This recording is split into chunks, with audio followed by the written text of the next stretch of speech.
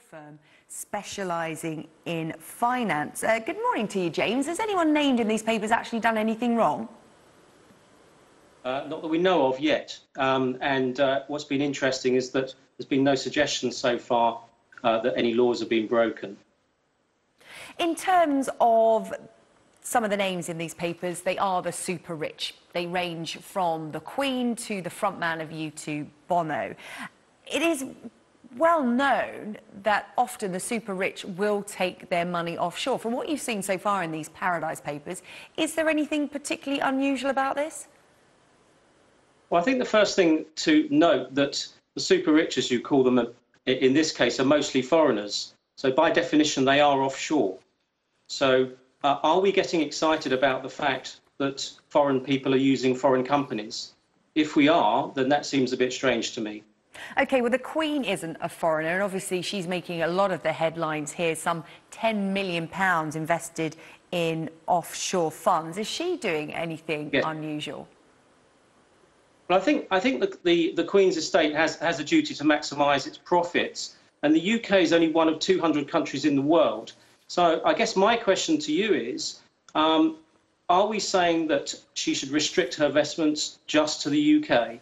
Now, if that's the answer, that's fine. But I think that if you're going to invest in offshore jurisdictions, and bear in mind that's everything other than the UK, then you're going to use a foreign company. And I know that there was an investment in Cayman, and Cayman specialises in investment schemes for foreign jurisdictions. So the investment isn't actually in Cayman. I think that's a misleading statement. You've got to look at where the underlying investment actually sits. OK, James, you're talking about a lot of technicalities here. What people at home are going to be concerned about this morning is the ethics. It's about the Queen of England not perhaps paying as much tax as she could be on her income. Well, remember, even the Panorama programme last night was not suggesting she didn't pay her tax. And let's be absolutely clear about this. An investment in a Cayman hedge fund will give you the same tax outcome as an investment in a UK hedge fund. So why do it then? So you pay tax. Well, the reason you do it is they are specialists at doing hedge funds in Cayman. If I want really good wine, I'm going to go to France. If I want really good hedge funds, I'm going to go to Cayman. And that's the reality. We shouldn't be Little England. Because they like the weather? I mean, why are they in the Cayman Islands then?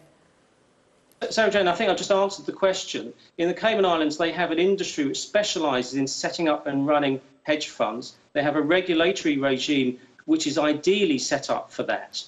So that is why people are choosing Cayman. In the same way that if you want cutting-edge technology, you go to California.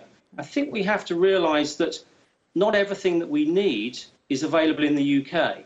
OK, we are talking about the super rich here in vast sums of money that, you know, most people can't even imagine having. On a smaller level, people will have funds in high street banks.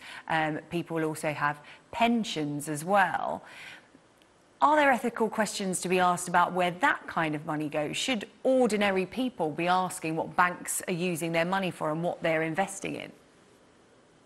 Well, I think that's a good question. I think you will find that most people with pension funds will be invested in offshore hedge funds.